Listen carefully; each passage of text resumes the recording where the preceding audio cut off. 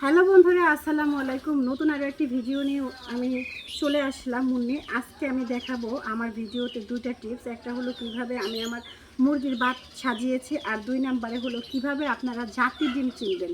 কারণ আমরা যদি বাতে মুরগি বসিয়ে দিই ডিমগুলো দিয়ে, আর যদি চেক করে না নেই যে মুরগির ডিম ফাটা আছে কিনা, অনেকেই ফাটা ডিম চেক করে নেয়, কিন্তু একটা ডিম তিনটা পদ্ধতিতে চেক করার পরে তারপরে আপনি সেই ডিমটাকে ভাতে বসাতে পারেন। তার 1 নাম্বার ধাপ হলো আপনাকে শনাক্ত করতে হবে কোনো ডিম ফাটা আছে কিনা।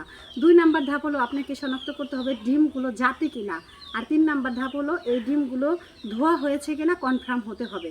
যদি পানি দিয়ে ডিমগুলো ধোয়া হয় তাহলে ওই ডিমে কিন্তু বাচ্চা ওঠার সম্ভাবনা অনেক কমে যায়। আর এই ডিমগুলো কিভাবে জাতি, ফাটা ডিম সবাই চিনতে পারলেও ডিমগুলো জাতি কিনা এটা অনেকেই চিনে না। তাই কিভাবে আপনি জাতি ডিম চিনতে পারবেন সেটাই আমি আপনাদেরকে আজকে শেয়ার করব। আর সেই সাথে আপনারা দেখেন আমি এখানে একটা মাটির বড় হাঁড়ি নিয়েছি এবং কিছু খড়কুটো দিয়ে এখানে আমি ডিম পাড়ার জন্য মুরগিকে আগে একটা ভাত বসিয়ে দিয়েছিলাম। সেই ভাতেই কিন্তু সুন্দর করে মুরগি কুচো হয়ে বসে আছে।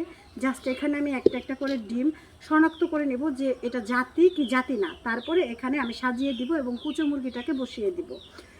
ডিম জাতি কি জাতি না এটা চেনার জন্য সবসময় এই পিছনটাকে এইভাবে রেখে এই অংশটাকে আপনি এইভাবে রাখবেন, রেখে হাতের মধ্যে ঠিক এইভাবে আপনি ডিম রেখে দিবেন। এবং আপনার কাছে যদি টর্চ লাইট থাকে তাহলে টর্চ লাইট দিয়ে আলো জ্বালিয়ে নেবেন, আর না থাকলে এভাবে মোবাইলের আলো দিয়ে এভাবে জ্বালিয়ে নেবেন।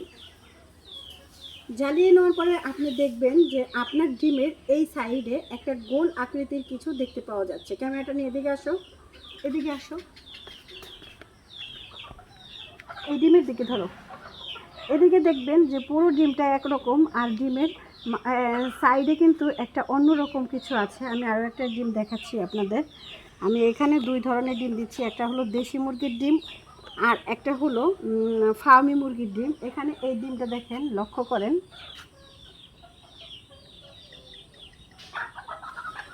আপনারা যদি লক্ষ্য করেন দেখতে পারবেন এই ডিমের মধ্যে গোল একটা চোখের মতো কিছু আছে, যা এই সাইডে বোঝা যাচ্ছে।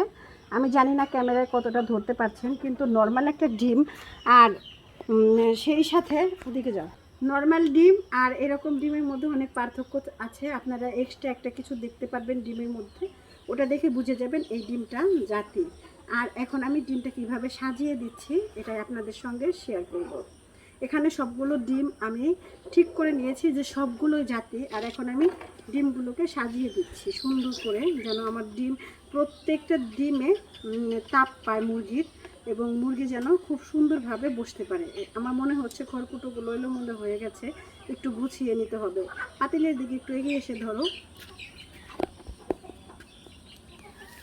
এখানে আমার ডিমগুলোকে সাজিয়ে নেওয়ার জন্য বাসাটাকে খুব সুন্দরভাবে তৈরি করতে হবে।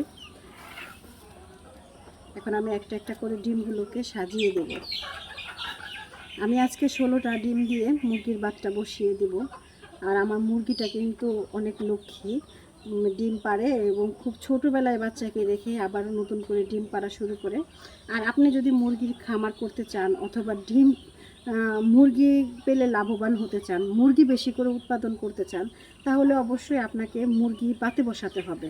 না হলে বাচ্চা উৎপাদন করতে না পারলে আপনার মুরগির সংখ্যা কীভাবে বাড়বে। তাই আপনাকে বাতে বসাতে হবে। আর যদি আপনি মনে করেন যে শুধুমাত্র ডিম উৎপাদনের জন্য আমি মুরগি পালন করব, তাহলে আপনি বাতে না বসাইলেও পারেন। তাহলে আপনি চাইলে মুরগিগুলোকে এমনিতেই রেখে দিবেন, কিছুদিন পরে দেখবেন কুজা শেষ হয়ে আবারও ডিম পাড়া শুরু করে দিবে। আর আমার এই ঝুড়িটা কিন্তু সম্পূর্ণ ভরে গেছে। এখন আমি এই মুরগিটাকে এর মধ্যে বসিয়ে দিব।